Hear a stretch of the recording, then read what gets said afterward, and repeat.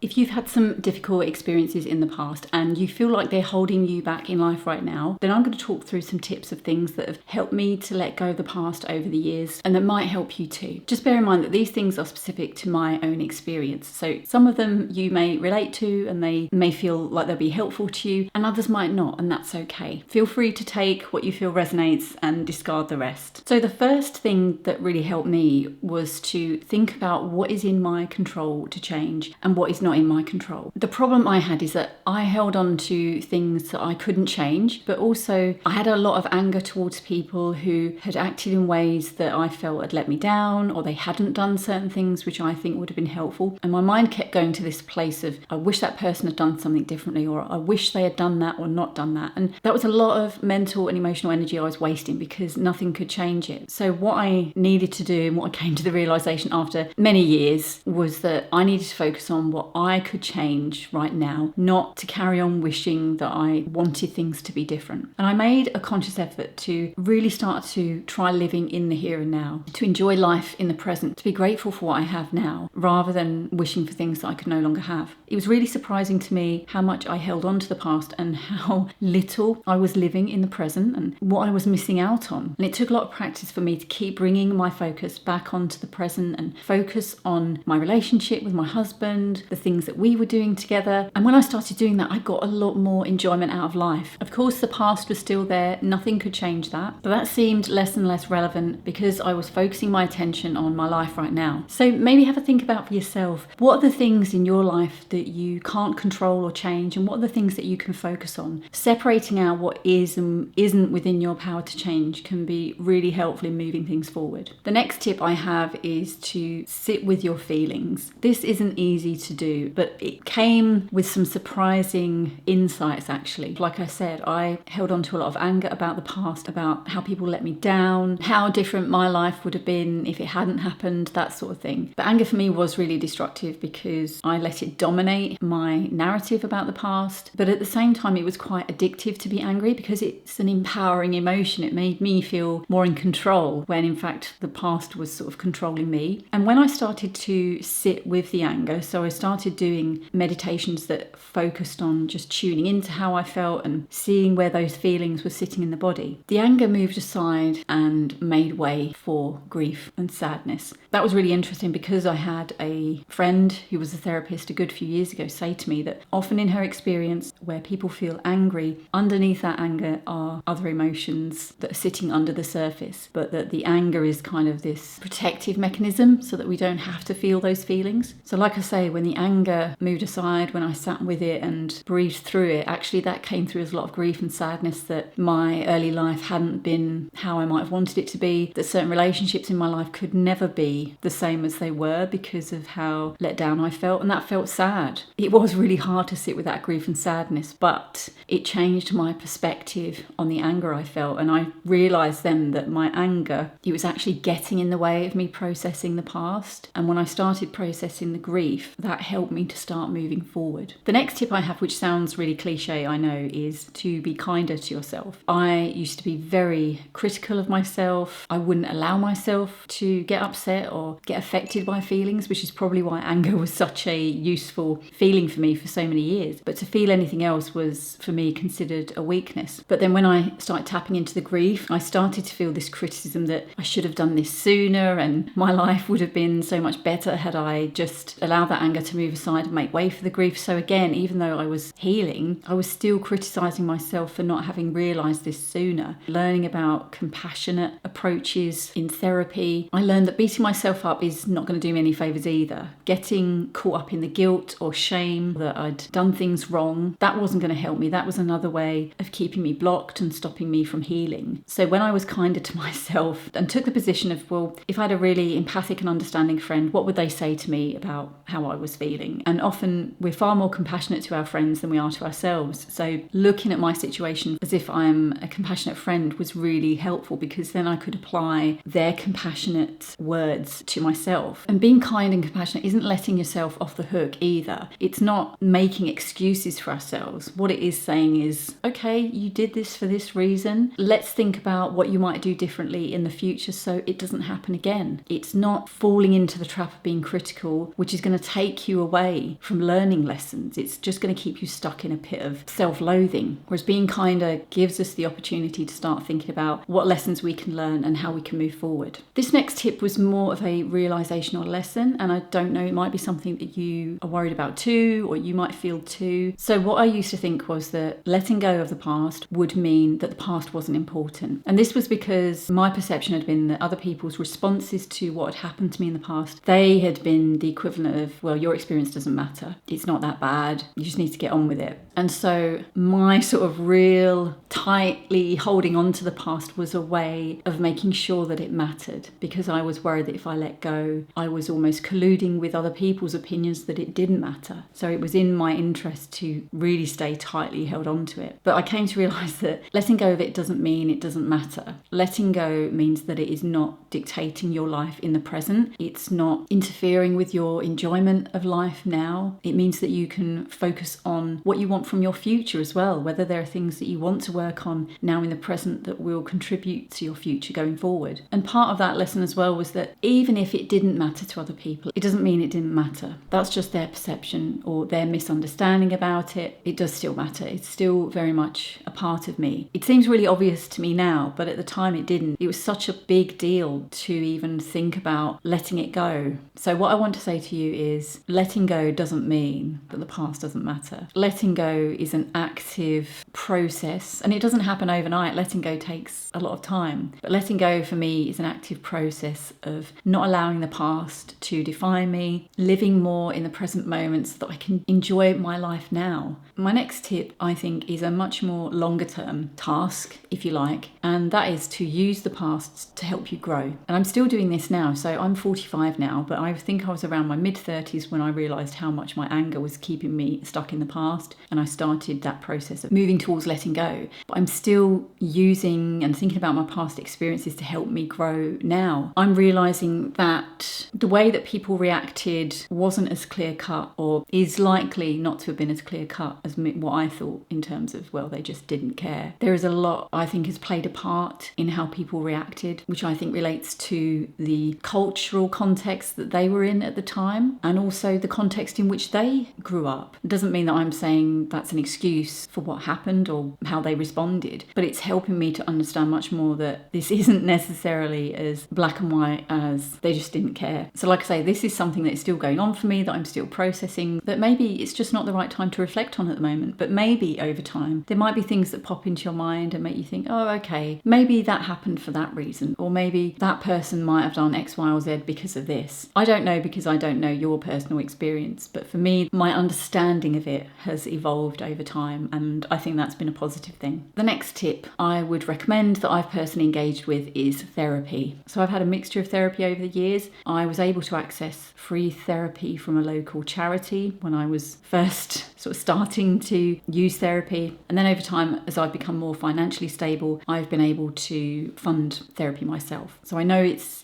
difficult, it's not possible for everybody, but I would recommend having a look in your local area, because there may be charities that offer low cost or free therapy. And I'm not saying you need therapy in order to heal and let go of the past, but for me it's been really useful because I've had a third person give reflections from their perspective, and that was really valuable, because I think for me, I could get so stuck in my head about things and not see a way out, and to have somebody else there to just kind of drop in a nugget of understanding from their perspective was really helpful. It made me think maybe there's another perspective or possibility to this that I've not already thought of. And alongside that, it was just really helpful to have a space to talk to somebody without worrying that I was going to be judged or dismissed, because that had happened a lot with people that I tried to talk to them about things and I'd been dismissed, or I just hadn't felt they really understood where I was coming from. I don't think they could really handle my feelings about it, whereas having a therapist who would almost be a witness to my story and my feelings about it, it was really helpful to just have someone listen to that. I've seen a few therapists over the years. I think it went from sharing my story and having someone just listen to that and then move into exploring it more, what it meant for me, and maybe being challenged by my therapist a bit on what my beliefs were and how I was keeping myself stuck. So if you are curious about therapy, maybe give it a try. Often there are therapists who do a free consultation. You can explain to them what you want to get out of therapy and they can tell you if they think they're the right therapist for you. And I think those initial consultations are really good for you and the therapist getting a feel for whether you're going to be right for one another to work together. And as well as letting go of the past, there have been other things in my life that I've quit or let go of to simplify my life and make me happier. And if you want to find out what these are, then check out the video that's on the screen. Thank you so much for watching, and I'll see you again soon.